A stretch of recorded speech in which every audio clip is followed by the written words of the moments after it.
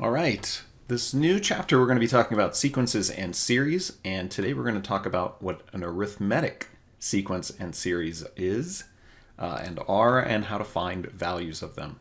If you have access to a printer, I will include a copy of kind of a fill in the blank version of these, because otherwise there is a lot of things to write down for today. So let's start with the definition. What is a sequence? A sequence is just a list of values that follows a rule or pattern. So for instance, this kind of list here that with these ellipses here just means it continues.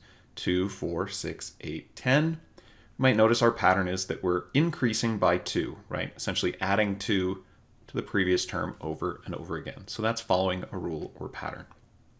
Now a series is if I want to take a sequence and I want to add all of those terms together. So 2 plus 4 plus 6 plus 8. So rather than listing them out, if I want to add them together, we call that a series. Okay, specifically today, we're going to be talking about patterns that are arithmetic. So what makes something arithmetic compared to other patterns? In an arithmetic sequence, all terms have a common difference, which we called D. Okay, now you can find the common difference by subtracting the previous term from any term. So let's say I picked a random term up here. If I subtract the previous term from it, 6 minus 4, we get an answer of 2. Now notice if I was going to do that, let's say I picked another number in here, like say 8, and we follow that same pattern. 8 minus the term before it is equal to 2. And note that we are getting back the same value each time, 2, 2, 2. And it doesn't matter if I take any term and subtract the previous term. Obviously, I can't do that if I start with the first term here, though. We should get that same value, too. That means there is a common difference. And that is a way of showing that this sequence is arithmetic. Now, to the naked eye, our pattern to identify if it's arithmetic, it'll look like we're adding something over and over again. So, for instance, you might look at this list and go, oh, it's going up by 2. We're adding 2 every time to get to the next term. And you can use that as the common difference. Positive 2 would be the value of D, the common difference here. So if it looks like we're adding a number or subtracting a number over and over again to get to the next term, it is arithmetic, and D is the value that we're adding over and over again. Now it can be found through subtraction, that's why it's called the common difference, but you can kind of eyeball it as to what we're adding or subtracting to get to the next term. Okay. Now, what if I want to find a specific value in this sequence? So if I just have a list of terms, and let's say this is the first term, 4 is the second term, 6 is the third term, etc. What if I want to know what is the value of the 100th term? Now, clearly I could just keep following this pattern until I've generated a total of 100 numbers, and the last term, my 100th term, would be the one I want. But that is very time consuming. So there is a formula that we can use to find the value of any term in an arithmetic sequence. And that's the formula here. The value of the nth term, so a sub n, is the value of the term at position number n. Okay, so we're counting these like our n values here. N would be like the first term, second term, etc. So n, so you can tell from down here, is the position number in our sequence. Okay, so if I want to find the value of a term at position n, we're going to plug in the position number here. So if I want to find the 100th term, I'd plug in 100 for n. A sub 1, remember this kind of n, this little subscript here, which is written down and to the right, kind of the opposite of an exponent, is telling us the position number. So a sub 1 means the first term, value of the first term. So for this sequence, 2 would have been the value of the first term.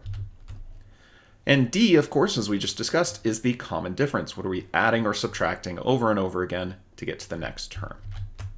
Okay, so let's put this to use. Here's an example of a sequence. Find the next 3 terms of the arithmetic sequence, then find the 80th term. Ooh, okay, that's a lot of terms away. So first of all, let's look at this list and see if we can identify the pattern. So I could just kind of eyeball it and say, what are we going up by? We're definitely increasing. From 3 to 8, we're adding 5. 8 to 13 is a little tougher, but yeah, that's adding 5. 13 to 18 is a little easier. And I think we're continually adding 5. Now you can stop and identify this. This is D. The common difference is positive 5. Again, could we get that through subtraction like the definition entails? Yes, if I do 8 minus 3, we'll get 5. Okay. Easier way usually is to figure out what we're adding or subtracting over and over again. And remember, it has to be the same number to qualify as arithmetic. And that's all we're going to be using today, arithmetic things. So let's find the next 3 terms. Okay. So note that they actually filled in 3, 8, 13, 18, and 23, some of the values here in kind of a table. And we're going to kind of label above them their position number. So I'll use a different color here. Maybe we'll use red. Our position number 1, position 2, position 3, position 4, position 5. And so if we're going to find the next 3, let's find the 6th, 7th, and 8th term out. Okay, so if we were, if we were going to fill some of these in, well, we know our pattern is to continually add 5. So let's add 5. 28 should be my next term. Add 5 to that. 33 is my 7th term. And add 5 again. 38 is my 8th term. So those are my next 3 terms. That's part of what it asked me for. So we've answered that. Then it says find the 80th term. And that's where I don't want to just keep doing this pattern. We want to come back and use this formula. So I'm going to just rewrite it. So we have it a little closer here. And then we're going to identify and fill in, plus some of these pieces. Okay. So if I want to find the 80th term, it's even helped me with the notation here, a sub 80. That's what we want to calculate. Okay, the value of the 80th term. Now remember, a sub 1 is the value of the first term. So the first term, I can see either here or here, is 3. So we're going to substitute in 3. Okay, that's plus. Remember that n is our position number. So if I want to find the 80th term, its position number is 80. Okay, so we're plugging 80 here for n. 80 minus 1. And then times d, we do need the common difference. And we did identify that earlier. Our pattern is that we're adding 5 over and over again. So we're going to plug in 5 there. I always like to use parentheses to remind myself to multiply. So on the left, this is just notation of what we're calculating. And we really just want to do all the calculations on the right. So order of operations, simplify in our parentheses first. 80 minus 1 is 79. Then remember we would do exponents, but there aren't any. Multiply or divides. We need to multiply next. 79 times 5, that's 350, and 45 is 395, I believe. And then add 3, we get 398 is the value of the 80th term. And so that's the notation here, that the value of the 80th term, and our answer is 398. And that kind of makes sense. Look at our terms. They all end with either a 3 or an 8. And actually, kind of use some pattern recognition. All the even numbers end with an 8, right? Like position 6, position 8 end with 8. So position 80 ending with an 8, I don't know, seems like it makes sense to me. Okay, so at the top, I've just copied the formula up here again. You don't need to rewrite that down, but here's the second example. Write the explicit formula, which we'll talk about how to come up with a generic formula, and then use it to find the 20th term. So essentially, we're going to use this formula, but let's first kind of fill in like they had done for us on the previous page. We know some of our values are 58, then 54, then 50, then 46, then 42. And our position numbers are 1, 2, 3, 4. We know the first 5 terms essentially, right?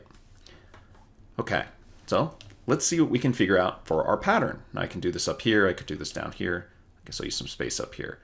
This time, it appears our numbers are decreasing. We're going down by 4. Down 4, down 4, down 4. You could say you're adding -4, but it looks like D, our common difference, is -4. Again, you could calculate this by taking any term and subtracting the previous term. So if you did that, 50 minus 54 is negative 4. Okay, so another way of finding it, but sometimes it's easier to just eyeball what that pattern is, what we're adding and subtracting over and over. Okay, so let's write the formula. So we want to come back and use this. So we're going to leave this n as a generic n. So this is a formula to find any nth term. Equals, now we do need to plug in the first term. And the first term in our sequence is 58. Okay, plus parentheses n minus 1. Now notice we're leaving n as n. This is just a generic formula. So we're going to leave n as n. But I do need to plug in d, the common difference, which here is negative 4. Now technically, this formula, plugging in any n I want, should find me that term. We can also simplify this formula, so sometimes you will see the simplified version. So let's go ahead and do that. And you do that by distributing the negative 4, just so you can see what the simplified one looks like. Negative 4 times n, is negative 4n. Negative 4 times negative 1 is positive 4. Now we can combine a couple of these, right? Like 58 and positive 4. And that gives me, and we'll write the term with n first, negative 4n plus 58. So this is a simplified version.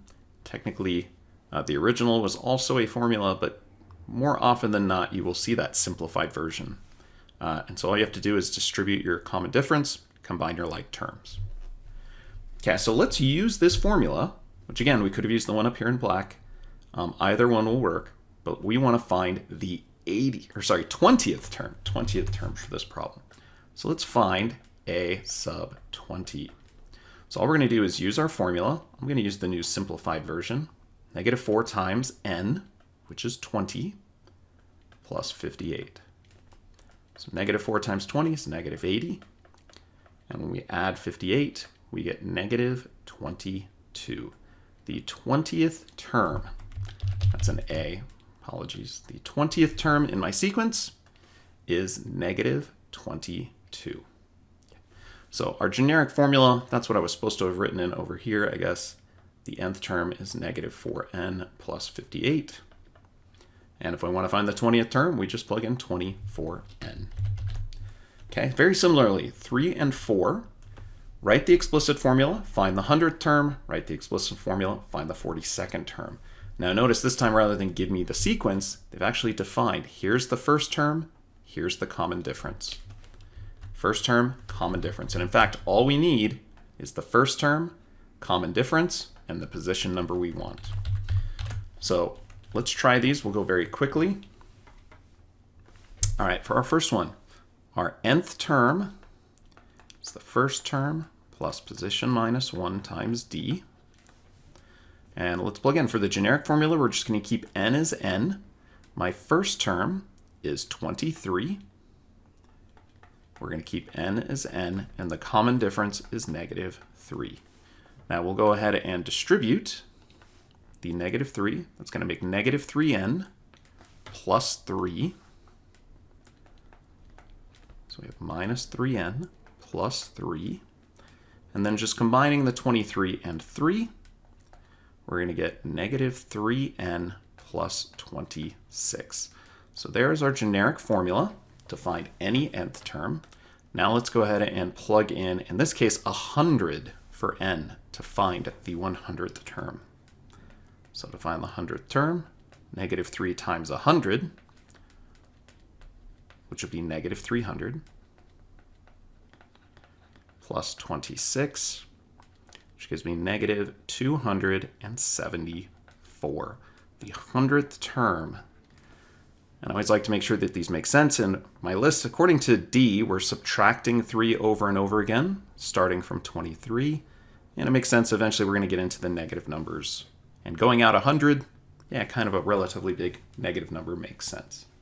Okay, very same idea here. We'll start with our formula. N minus 1 times D. We know our first term is negative 32. So again, we're just going to write the generic formula. Keep n as n. And our common difference is 5. So distribute through to simplify this. This will become 5n minus 5. So negative 32 plus 5n minus 5. Combine, whoops, I said negative 32 and I wrote 3n. I apologize here, guys. 5n minus 5.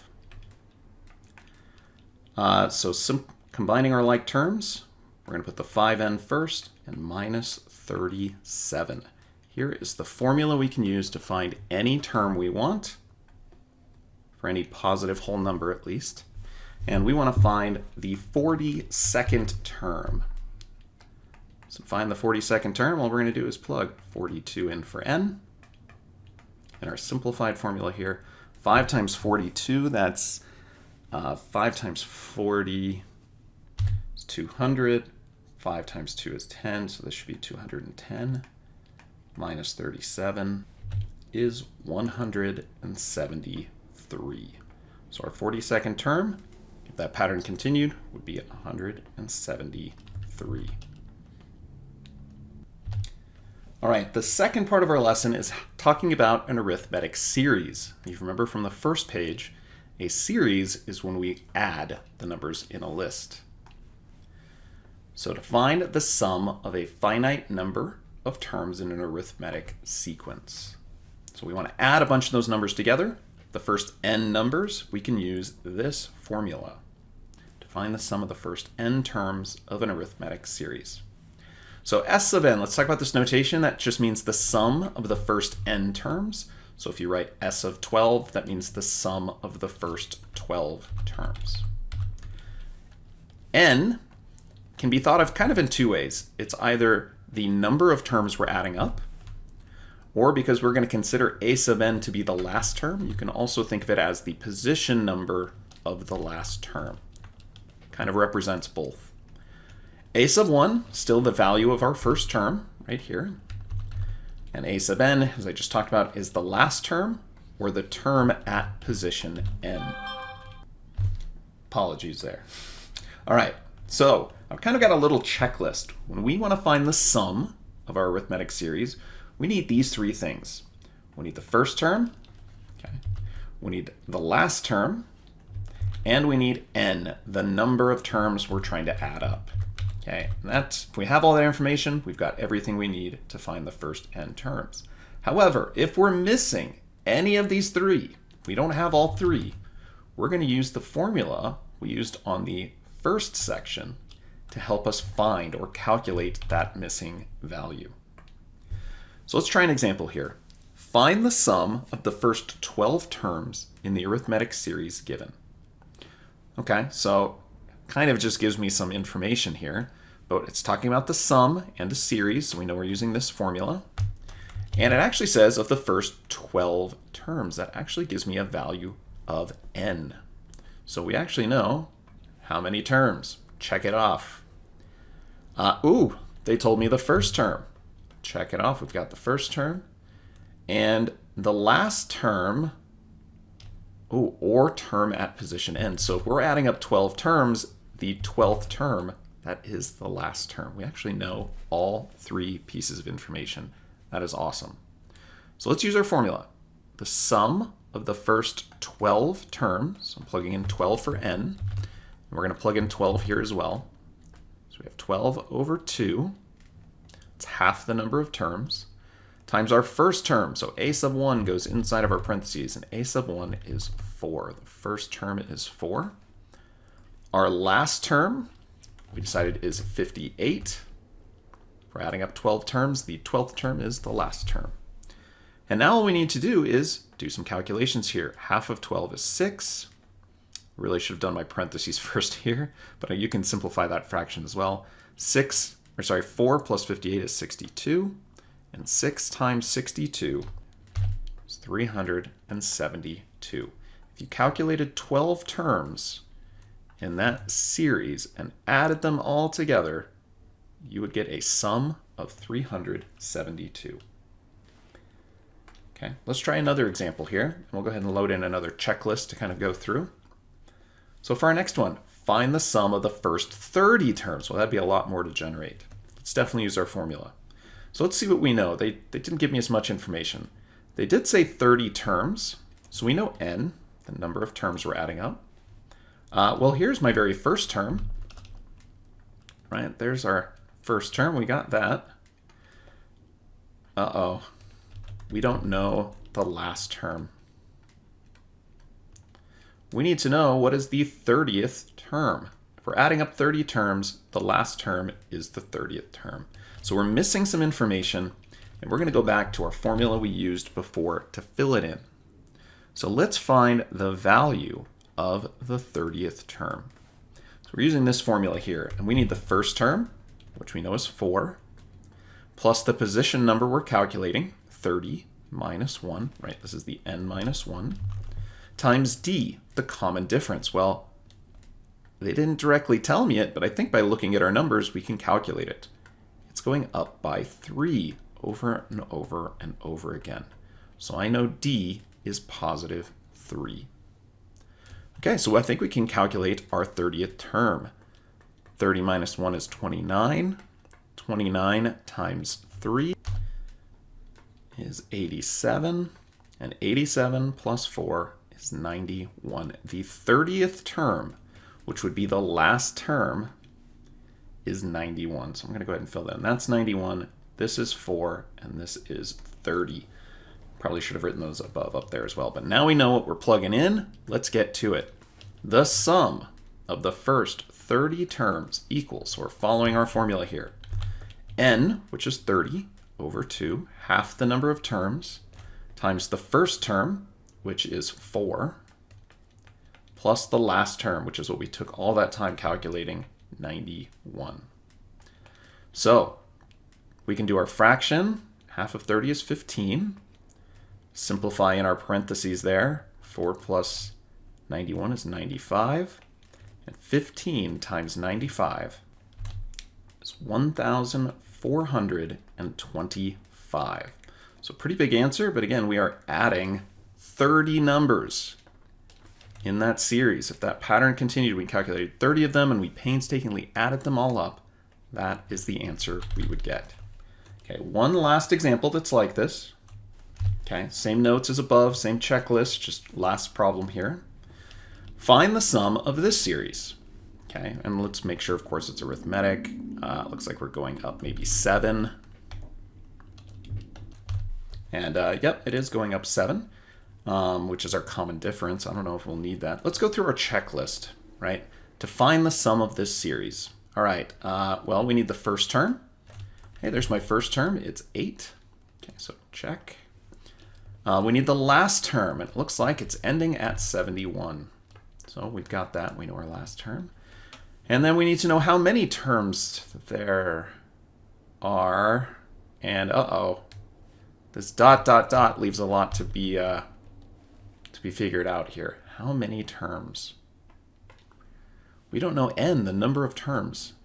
And even though it seems like it might be impossible, if we come back to this, we can actually solve for n.